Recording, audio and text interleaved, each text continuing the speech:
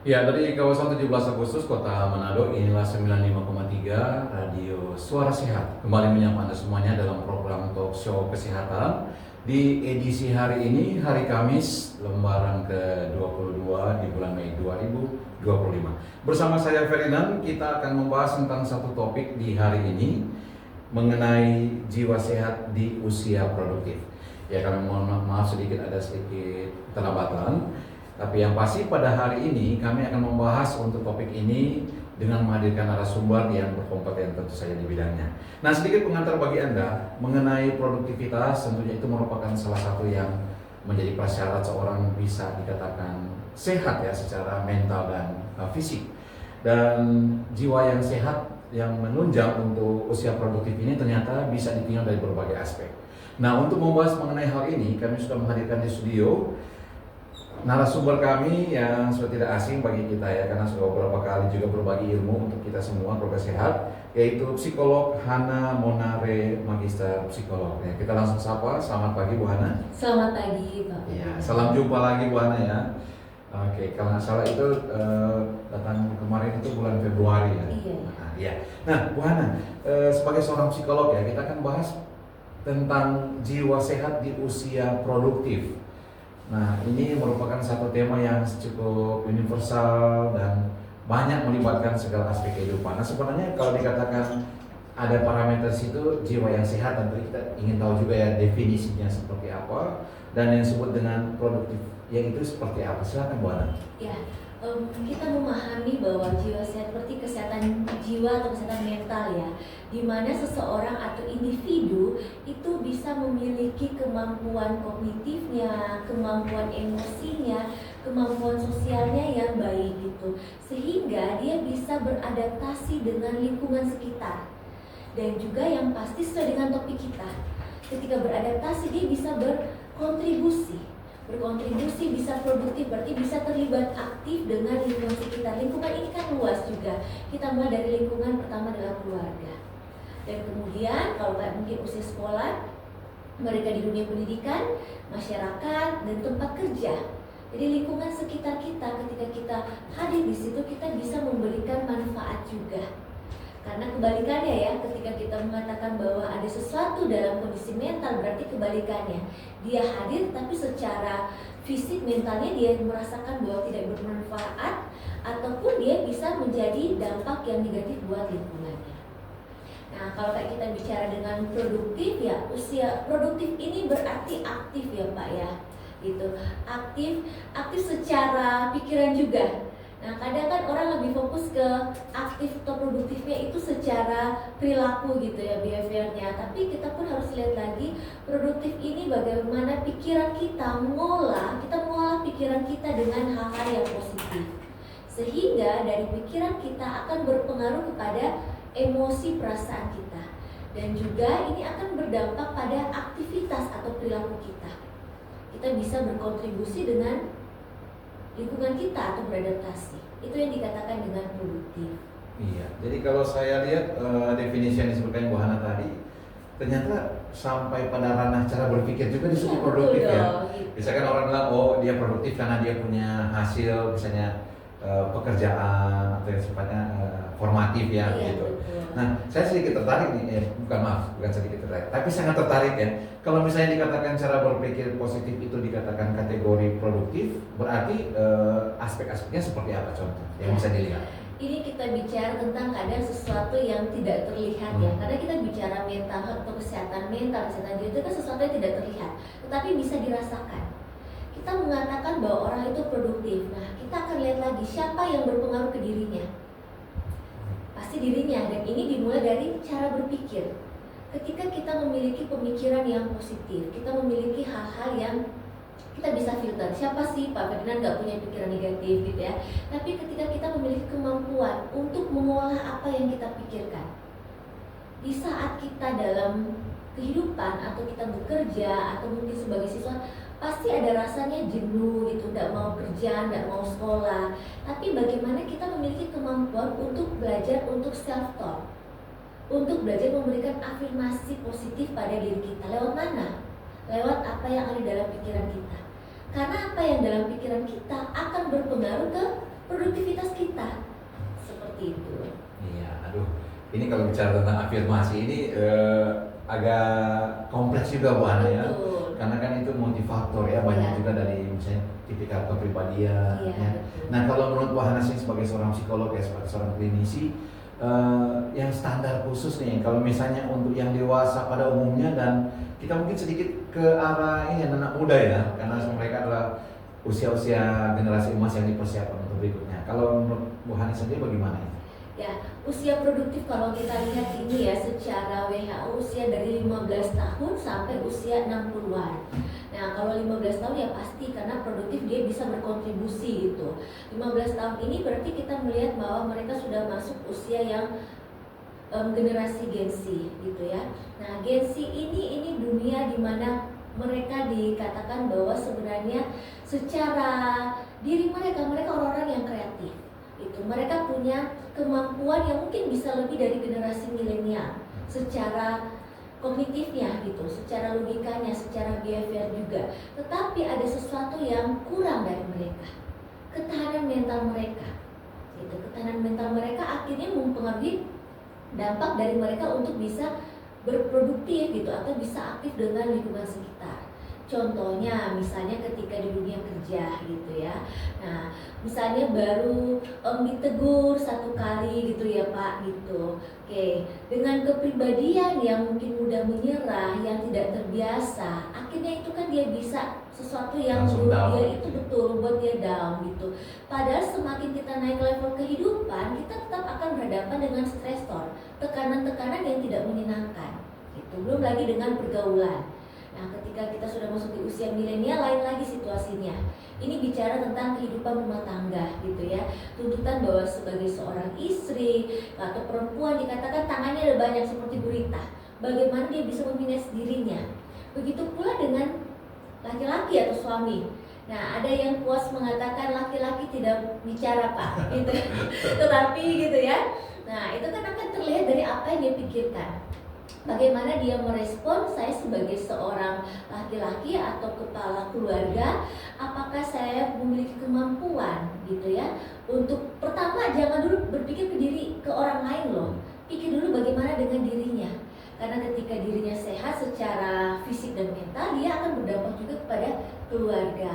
Kalau kayak sudah usia yang masuk usia pralansia, nah ini untuk persiapan pensiun gitu ya. Oke. Di luar sana banyak juga orang ketika mereka masuk sudah pos pensiun, nah itu mengalami masalah bukan hanya fisik saja Pak, tetapi juga dengan mental. Karena sesuatu yang biasanya mereka aktif sekali, produktif sekali, akhirnya kan ada suatu kondisi alarm, kayak break dulu gitu ya. Ada kondisi di mereka mungkin belum bisa menerima, dan akhirnya berpengaruh kemana? Sakit ABC. Ya setelah dicek lagi berpengaruh dengan pikiran mereka. Seperti itu. Aduh, luar biasa ya. Jadi kalau menghubungkan produktivitas dengan kondisi mental itu ternyata memang sangat relate ya. Nah, saya mau tanya ke Bu Hana tentang yang ini dulu, yang usia tadi sebutkan sudah masuk pada dewasa, bahkan juga sudah menjelang pensiun ya. Nah, ini kan seringkali seorang kepala rumah tangga atau seorang berumah tangga yang punya beban kerja yang cukup banyak itu seringkali punya masalah mental, yaitu tidak siap ya. Iya. Mereka sudah terbiasa dengan pekerjaan yang rutin dari pagi, tiba-tiba yang harus diperhadapkan kenyataan ini sudah mau berakhir. Nah, ini sedikit tips juga buat Anda, kalau kasih ingat barangkali Anda di fase ini. Nah, ini kita ingin dengar dari seorang psikolog kayak Bu Hana. Gimana ini supaya bisa mentalnya siap? Berarti kita kasih tips bagaimana seorang untuk masuk masa prepensiun ya Pak ya gitu ya. Karena nggak mungkin kan kita kerja terus ya gitu ya. Nah, pertama belajar dulu untuk menerima. Oke, mempersiapkan diri berarti kita akan menerima ada waktunya akan pensiun. Kalau kayak misalnya di dengan jabatan gitu ya Pak ya, ada mungkin asistennya, ada sesprinya dengan fasilitas, oke. Ya hidup itu kan berputar gitu ya. Tapi ada waktu memang kita akan sampai di mana kita untuk diri kita gitu. Ketika seseorang masih sulit menerima, ini akan berpengaruh ke fisik dan mentalnya. Jadi belajar menerima, saya tidak mengatakan menerima Pak, tetapi belajar. Karena belajar menerima ini sebuah proses ketika dia akan masuk pada persiapannya dan kemudian sesudah dia pensiun dia akan belajar menyesuaikan menyesuaikan dengan perubahan tersebut, gitu Pak. Nah ini mungkin para ASN ya gitu ya, ada waktu kita untuk bekerja, ada waktu kita juga untuk menyenangkan diri dan menikmati apa yang sudah kita lakukan. Iya, ini jadi satu alarm seperti kata Bu Hana tadi ya, supaya kita menerima bahwa semua itu ada fase, ada waktunya mungkinnya seperti itu. Nah, oke, sekarang itu yang dewasa ya. Nah, sekarang kita menyorot ke yang muda. Nah, kalau Gen Z seperti kata Bu Hana tadi memang itu dipicu untuk berproduktivitas ya. Tapi kita harus ingat juga ada yang namanya faktor persaingan. Nah, faktor persaingan apalagi di zaman sekarang itu memang sudah sangat kuat ya. Sepertinya kompetisi itu memang sangat-sangat terasa. Nah, sebagai seorang klinisi juga, silakan Bu Hana. Iya. Jadi kesehatan mental di usia orang muda, khususnya mereka di usia Gen Z ini sebenarnya kompetitifnya. Dituntut untuk menjadi manusia yang unggul gitu ya. Bagaimana mereka bisa lebih dari orang lain. Nah, ini akan berhubungan dengan kepribadian mereka, Pak. Yang tadi ya Pak Diren katakan kepribadian, ya betul, saya setuju bahwa kepribadian seseorang akan mempengaruhi dengan kesehatan mentalnya. Cara respon dia terhadap sebuah situasi ini akan berdampak dengan dirinya juga. Jadi kalau kita bicara tentang sebuah kompetitif, ini akan balik sedikit mundur gitu ya. Oke, kita balik siapa yang membentuk dirinya. Kita akan bicara bagaimana fondasi yang membentuk dia. Fondasi itu rumah. Rumah itu siapa? Parenting dari parentsnya, orang tuanya bagaimana. Karena menurut saya gitu, dengan pengalaman saya para klien, tidak semua juga orang tua yang memang menuntut anaknya gitu ya. Tetapi ada juga orang tua yang sudah membuat sebuah labeling ke anaknya bahwa dia harus gitu. Kata harus itu kan seperti memaksakan. Atau mungkin secara secara psikologis bahwa gini, beberapa kasus yang ditangani, dia kasih fasilitas, orang tua itu kasih fasilitas ke anak, tetapi ada sesuatu yang miss, sehingga mereka bisa datang ke psikolog di usia dewasa. Bonding Pak, bonding itu kurang, mereka tercukupi, mereka dituntut, tetapi mereka kurang dilatih untuk kedekatan emosional, kurang dilatih untuk meregulasi emosi, atau ada sesuatu yang tidak nyaman dikatakan. Akhirnya terbentuk dengan jiwa kompetitif mereka. Nah, begitu pula misalnya dengan kata-kata Pak. Kenapa kamu nilai tidak sama dengan kamu punya teman? Gitu ya. Dibanding-bandingkan. Yes, membandingkan. Nah, ini kalau teman berarti kan sudah orang luar. Nah, ini kalau bicara dalam keluarga. Ih, kakak punya nilai lebih bagus loh. Dia kan kakak, adik, seumur hidup dong dia akan berhadapan. Beberapa case akhirnya dia simpan. Dan dia mengatakan, saya dari kecil dibandingkan loh dengan kakak saya. Saya sudah berusaha Ibu Hana, tapi saya masih tetap dianggap kakak lebih baik dari kamu. Akhirnya masuk dalam ruangan konsultasi, ketemu dengan psikolog klinis, itu bukan di usia yang anak-anak, usia remaja, usia orang muda, usia produktif. Yes, betul sekali Pak. Iya, Kompleks ya Pak ya. Kompleks. Iya, jadi keluarga sehat, kita memiliki jargon di sini. Ya. Kita menyapa pendengar itu keluarga sehat. Jadi harusnya juga keluarga sehat termasuk ke mentalnya ternyata. Iya betul, keluarga sehat, fisik dan mental dan spiritual. Karena dalam tubuh kita ini sebenarnya ada 3. Kekuatan fisik, kekuatan mental, dan kekuatan spiritual. Dan spiritual kan dengan iman percaya masing-masing. Itu yang nggak bisa dilepaskan. Namun sometimes orang lebih fokus ke fisik ataupun mohon maaf ke spiritual. Gitu. Kurang berimbang ya. Oke, ya menarik sekali ya untuk anak keluarga sehat. Nanti di menit ke-35 kami akan buka juga interaktif bersama Anda di line telepon kami 0851 8668 9530. Nah, kita masih membahas tentang jiwa sehat yang produktif, masih bersama dengan psikolog Hana Munare, magister psikolog yang kesempatan di tengah kesibukan hari ini datang lagi di studio untuk berbagi ilmu bagi kita semua. Nah, kembali Bu Hana, ini kalau Gen Z ini kan saya ingat sekali yang dikatakan Ibu Hana di talk show di episode yang lalu itu termasuk pada generasi strawberry ya. Saya highlight ini sebagai keunikan dari Gen Z sekarang ini, generasi strawberry. Nah, itu kan faktor produktivitas mereka Contohnya ya, mereka ikut bersaing, menggebu-gebu, tapi akhirnya jadi down gara-gara masalah-masalah yang sebenarnya bisa mereka antisipasi. Nah, kita ingin tahu juga tips kembali ditegaskan oleh Bu Hana untuk mereka ini yang muda-muda ini. Ya, jiwa kompetitif itu sebenarnya kan dibutuhkan oleh setiap orang. Karena itu menjadi sebuah dorongan gitu ya. Even dia sudah usia juga milenial ataupun usia sudah masuk persiapan lansia kan tetap dibutuhkan gitu ya. Nah, kita bicara tentang gengsi yang dengan istilah sekarang adalah generasi stroberi. Dan ibaratnya Pak ya, lagi bayangin stroberi gitu ya. Kayak yang dari luar itu kelihatan cantik, manis gitu, tapi setelah kita terlalu kuat gitu menggenggam, akhirnya dia bisa lepek gitu ya, rapuh gitu ya. Nah, ini akan berpengaruh dengan ya betul kembali lagi dengan banyak sekali ekspektasi gitu.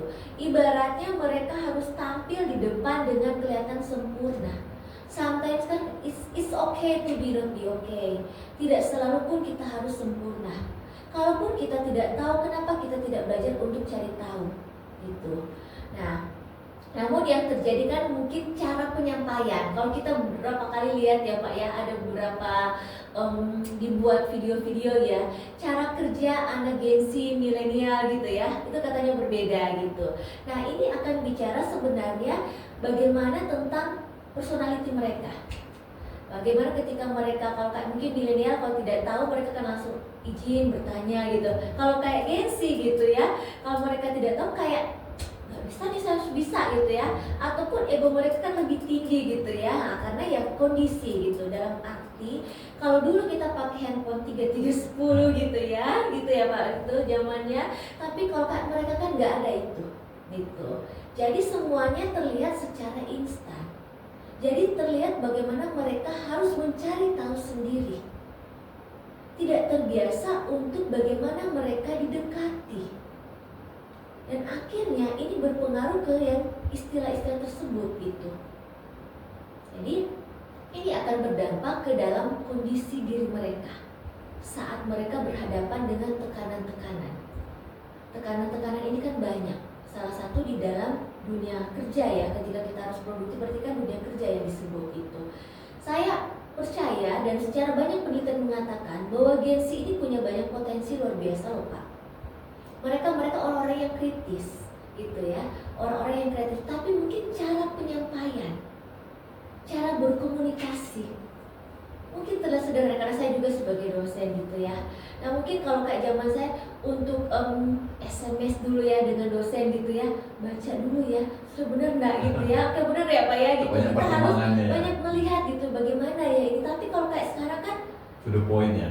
gitu, atau bukan to the point, tidak menyebutkan mungkin nama ataupun langsung telepon gitu kan ya. Ini situasi gitu ya.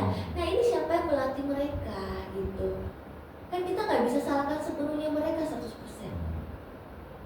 Akan berpengaruh siapa yang mempengaruh ke dalam kehidupan mereka. Berarti generasi-generasi yang sebelumnya, generasi milenial, generasi yang di atasnya. Gitu. Karena kita bicara generasi ya Pak ya. Oke. Ya, ini sehubungan dengan penjelasan dari Bu Hana tadi, saya punya pertanyaan personal ini. Ya. Dari dulu saya belum pernah dapat jawaban yang pasti ya. Ini kan generasi ke generasi seperti kata Bu Hana itu sudah mengalami pergeseran perubahan. Entah salahnya di mana mulai generasi merintis perubahan ini sampai sekarang kita lihat seperti contoh praktis kata Bu Hana, kalau dulu mungkin menghubungi dosennya harus banyak pertimbangan, dilihat dulu, dicek berulang-ulang. Sekarang tuh langsung atau mungkin tanpa menyebutkan nama dan sebagainya. Kalau ditarik mundur menurut Bu Hana sebagai seorang psikolog, sebagai seorang dosen juga, di mana mulai terjadi perubahan ini sebenarnya? Kita nggak bisa hanya melihat satu faktor, tetapi ada beberapa faktor. Pertama, internal lebih ke personality mereka, dan kemudian kedua eksternal yang kembali lagi kita nggak bisa jauh. Pertama adalah bagaimana parenting dan pergaulan juga itu kan berpengaruh ya Pak. Circle itu kan berpengaruh ke diri orang gitu. Nah kalau kita bicara tentang yang internal berarti personality gitu. Ada orang yang memang kelihatan ya udah tidak kurang teratur, kurang rapi gitu ya, atau kurang mempertimbangkan. Tetapi ada juga dengan eksternal bagaimana parenting. Mereka tidak terbiasa untuk berbicara. Tapi ketika dia sudah di dunia kampus gitu kan dia harus bicara gitu ya. Nah, supaya bisa juga terlihat bagaimana kemampuannya ataupun bicara tentang etika. Nah, kita mulai sedikit mundur. Oke, kita bicara generasi Pak. Nah, ibaratnya nggak ada orang tua yang sempurna, tetapi tetap siapa yang ada di rumah kita itu orang tua terbaik kita. Namun orang tua pun harus mampu melihat dong situasinya. Apakah hal yang kita dapati di waktu kehidupan sebelumnya itu cukup mampu kita terapkan untuk generasi sekarang? Karena ketika kita menerapkan itu, akhirnya generasi ini akan mengambil. Orang tua contoh deh Pak, gitu ya, beberapa case. Orang tua menerapkan dengan contoh pola otoriter. Dengan nggak bisa Bu Hana, saya dulu bisa kok seperti ini. Dalam hati saya gitu ya, iya Bapak bisa tapi anak Bapak gitu kan. Nah jadi dia melakukan dengan pola otoriter. Menurut dia bisa untuk melatih anak. Tapi kan dunianya beda. Kalau mungkin kita ketika kita nggak suka ke orang tua atau ada masalah, dapat marah dan kalau gitu ya, kita lari kemana? Main dong gitu ya ke teman-teman. Berarti regulasi emosi kita sudah positif. Tapi kalau yang sekarang, ketika kata orang tua dia tidak dilatih atau secara orang tua tidak memberi kesempatan, dia lari kemana? Handphone, dia scroll gitu ya, ataupun dia lari ke orang-orang yang ternyata circle-nya sama. Banyak sekarang kan case-nya mereka bergaul dengan sesama Pak, maksudnya sesama yang memiliki masalah yang sama, dan akhirnya itu kan tidak terselesaikan, menimbulkan masalah yang lain lagi. Jadi internal, eksternal itu akan berpengaruh dengan bagaimana dia akan berucap, berpikir, dan juga berperilaku. Etika juga itu dibentukkan bukan langsung gedenya, tapi dari sebelumnya. Orang tua mungkin yang tidak terbiasa, sorry ya Kak, gitu ya kan, atau maaf, apakah anak itu akan terbiasa Pak? Ya kan, role modelnya adalah siapa? Orang tua dong gitu ya. Gitu kan. Iya, jadi lagi-lagi balik ke generasi sebelumnya ya, paling contoh konkretnya adalah orang tuanya. Iya begitu. betul. Aduh, luar biasa. Bahaya loh Pak kalau kayak anak akan mengatakan role modelnya idola-idola yang di luar negeri sana, gitu ya. Yang sebenarnya kan ketika idola yang kita lihat itu kan, maafkan bahasanya, dunia tipu-tipu gitu ya. Sebuah kondisi yang mereka nggak ngerti bahwa ya mereka misalnya aktor artis itu sebuah tuntutan. Tapi di dunia realnya setelah itu nggak seperti itu. Mereka itu struggle dengan kehidupan mereka. Iya, oke. Nah, sebelum kita akan ke line telepon, bagi yang menanggap, saya ingin minta pendapat saya, Ibu Hana sebagai seorang psikolog. Ini kan sepertinya entah kenapa ya, runutan kejadian di beberapa tahun terakhir itu seperti ini jadi sesuatu hal yang jadi biasa dalam tanda kutip, itu suicide ya, atau bunuh diri, dan itu melibatkan banyak anak muda. Kalau saya sebut beberapa kasus ya, di tahun kemarin ada yang sudah mau hampir selesai dokter ya, kemudian dia bunuh ya. Ada juga yang barusan terjadi, seorang karyawan ya, tanpa diketahui asal usulnya, ketahui kausanya apa, punya karir yang cukup lumayan lah seperti itu, tapi kemudian tidak. Nah, kalau Ibu Hana sendiri melihatnya seperti apa ini? Ya. Fenomena ini. Sebuah fenomena sebenarnya kan seperti bom waktu ya, gitu ya. Ibaratnya mungkin kalau dulunya ada tetapi tidak terekspos. Tapi sekarang kan semakin ada media, berarti orang itu bisa mengetahui cepat gitu. Sesuatu mungkin yang disembunyikan, tetapi ya namanya media tetap dia akan up juga. Nah, kita bicara tentang orang-orang yang isu dengan suicide. Itu mereka dalam kondisi bukan bercanda saja, tetapi dalam kondisi depresi yang tidak tertangani dengan cepat dan baik. Orang depresi bukan berarti mereka sudah tidak bisa pakai baju yang bagus. Orang depresi bukan berarti mereka tidak bisa untuk ke kantor atau bergaul dengan teman-temannya. Tapi depresi ini mereka bisa hadir di situ, tapi dalam pikiran mereka, dalam otak mereka itu banyak sekali pertanyaan, banyak sekali hal-hal mungkin bukan hanya positifnya, tetapi sudah lebih banyak negatifnya. Karena ketika saya bertemu dengan mereka, saya mendampingi mereka, kalau ditanya ada self talk atau afirmasi positif apa yang bisa lakukan buat diri, gak bisa Pak. Mereka pun gak terbiasa atau gak mampu untuk ucapkan kata positif dalam diri mereka, karena ya kondisi itu. Nah, ini berhubungan dengan kepribadian. ada kriteria kepribadian ya kan. Kalau dengan borderline kayak personality disorder itu kan rentan sekali juga ketidakmampuan untuk mengolah emosi itu bisa berpengaruh dengan perilaku dia, itu cara berpikirnya. Itu sih Pak, berhubungan dengan teman-teman atau mereka yang struggle dengan isu suicide. Mungkin dari situ akhirnya ya tadi Pak juga sudah menyampaikan, saya sebagai founder komunitas Cegah Bunuh Diri tahun 2021 ya Pak, kita semua berjuang dengan pandemi. Dari awal itulah akhirnya kami membuat dengan namanya Komunitas Cegah Bunuh Diri. Komunitas ini adalah komunitas non-profit, di mana akhirnya kami sejak awalnya tujuannya hanya untuk Kota Manado dan Sulawesi Utara. Tapi sekarang menjangkau Indonesia, dan juga dalam satu grup kita bisa saling sharing, bisa saling support. Tidak menstigma atau memberikan labeling, tapi bagaimana kita saling bertumbuh bersama menjadi pribadi yang lebih baik lagi. Iya, luar biasa ya, ini gebrakan dari seorang founder Komunitas Cegah Bunuh Diri. Dan membuktikan bahwa kecanduan game online itu bisa mempengaruhi kondisi secara fisik dan secara mental. Beberapa case yang ada yang saya dampingi juga, ini usia anak bapak gitu. Ini setelah dicek itu sebenarnya kita bicara siapa yang memberikan gadget dulu. Gitu. Ini kan kembali lagi parenting ya. Nah, anak mengenal gadget dari siapa? Gitu, dari orang tuanya. Ketika ada barang itu, apakah orang tua bisa membantu anak untuk menggunakannya? Karena kalau kayak anak usia 5 tahun, apakah dia sudah cukup mampu bertanggung jawab? Belum tentu gitu ya. Tapi hal sudah dibiasakan. Di saat sudah terbiasa dari usia 5 tahun, pada saat dia masuk SD, mau pingin dia ambil, marah nggak dia? Marah. Beberapa case yang ditangani di rumah sakit. Nah, itu sebenarnya orang tua sudah lihat, itu sudah dari usia kelas 3 SD. Tetapi puncaknya pada saat dia kelas 5 SD. Yang terjadi apa? Fisiknya dia mengalami gangguan sampai kejang, tremor gitu ya. Sampai akhirnya dia mulai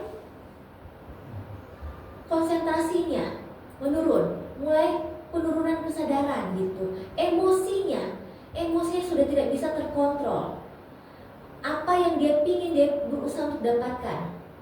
Selain marah-marah gitu ya, kalau anak-anak misalnya marah juga gitu ya, dia bisa mengancam loh. Dia bisa mengancam orang tuanya ketika tidak memberikan, dan juga dia bisa melakukan perilaku yang berhubungan dengan kriminal, mencuri. Karena apa? Sudah sampai di tahap kecanduan dengan game online. Gitu. Kalau kayak mungkin kita pernah ikuti di salah satu media sosial, Pak Ferdinand juga, Pak siapa tadi, Pak Alo ya. Ada kan, tapi bersyukur tidak di-up terus karena usia anak.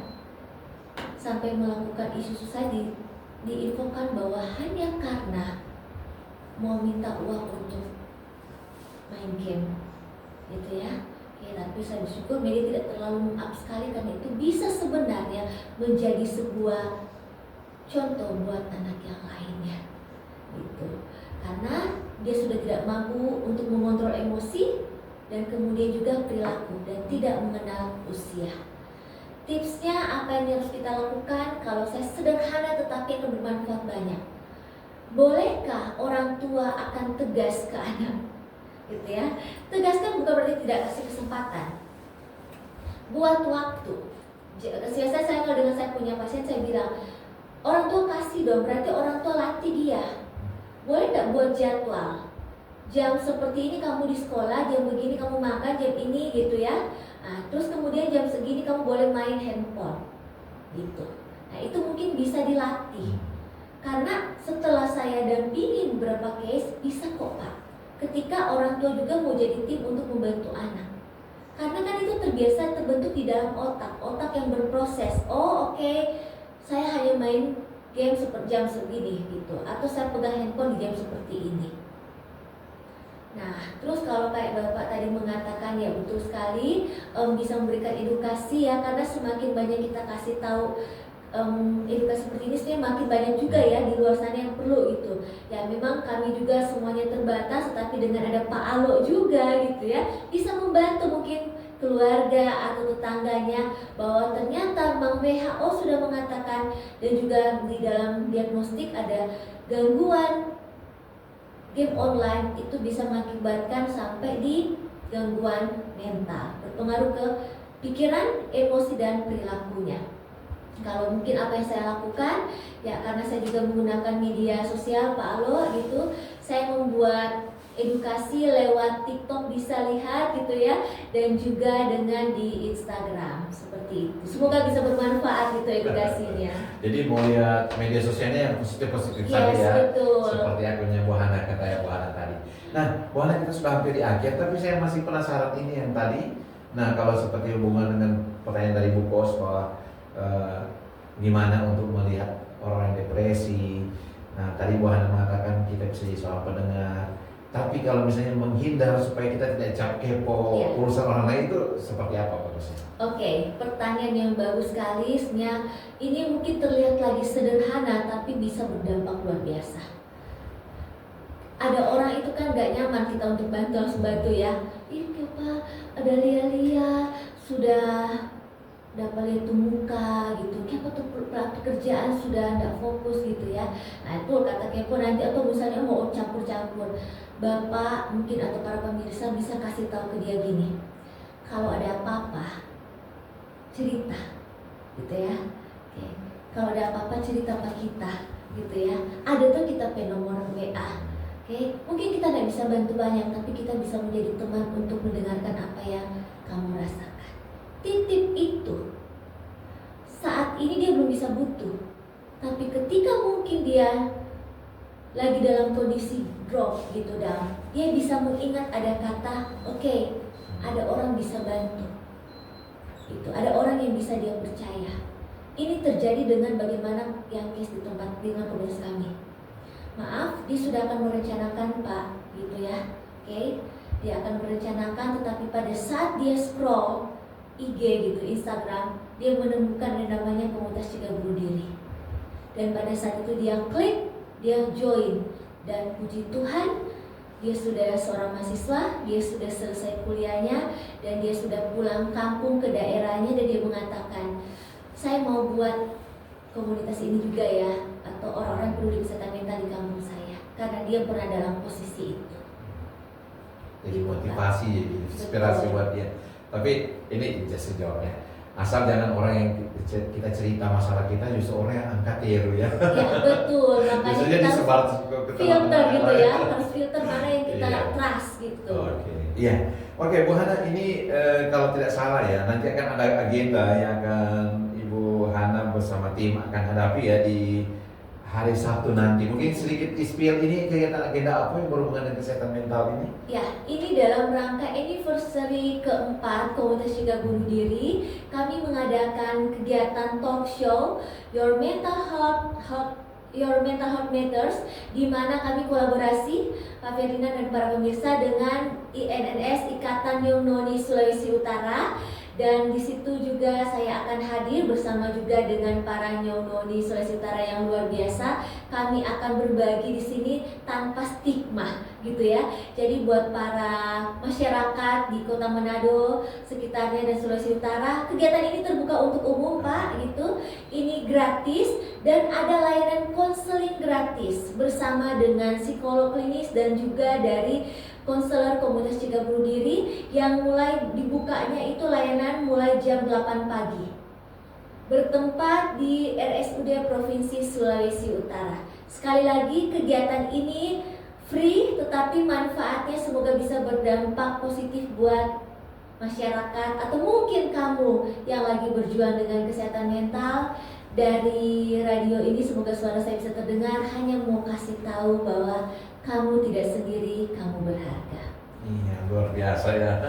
Oke, jadi jangan lupa buat Anda keluarga sehat, jangan lewatkan untuk event ini. Sekali lagi pada hari Sabtu 24 Mei 2025 bertempat di RSUD Provinsi Sulut di Jalan Bethesda ya, di RSUD Provinsi Sulut Jalan Bethesda. Kata Bu Hana tadi dibukanya itu konselingnya mulai jam 8. Jam 8 pagi. Free of charge, jadi Yes. tidak dipungut biaya. Oke. Oke. Baik Bu Hana, kita sudah tiba di bagian akhir untuk talkshow kita pada pagi menjelang siang ini. Sebagai konklusi atau kesimpulan akhir, silakan untuk topik kita mengenai jiwa yang sehat yang produktif. Ya, kesehatan mental ini sama pentingnya dengan kesehatan fisik. Bagaimana kita menjaga kesehatan fisik kita, begitu pula dengan menjaga kesehatan mental kita, sehingga dari cara berpikir kita, emosi kita, perilaku kita, kita bisa berdampak positif. Pertama, buat diri kita. Kita bisa produktif dulu pertama buat diri kita, dan kemudian buat orang lain, keluarga kita, pendidikan sekolah kita, ataupun tempat kerja kita dan masyarakat kita. Mengingatkan kembali, love yourself. Cintai dulu diri kamu sebelum kamu mencintai juga pekerjaan kamu. Aduh, luar biasa ini afirmasi positifnya itu terasa sekali Bu Hana. Oke, baik, terima kasih banyak Bu Hana Monare, sekaligus psikolog dan dosen dan kesibukan di RX Kanto ya, sebagai home base. Sudah berkesempatan hadir di studio kami berbagi ilmu yang luar biasa, dan semoga ini selalu akan memberikan pencerahan bahwa jiwa yang sehat itu bisa untuk melakukan produktivitas asal bisa seimbang dari berbagai aspek ya. Sekali lagi terima kasih Bu Hana, sukses untuk tugas pekerjaan selanjutnya, dan nanti akan datang lagi main ke sini dengan topik-topik berikutnya. Baik, Program Sehat, dengan demikian berarti sudah untuk program talkshow kita di edisi hari ini, hari Kamis 22 Mei 2025. Atas atensi Anda saya ucapkan terima kasih. Kita ketemu lagi di episode berikutnya. Saya Ferdinand undur diri. Jangan lupa tetap jaga kesehatan Anda. Terima kasih keluarga.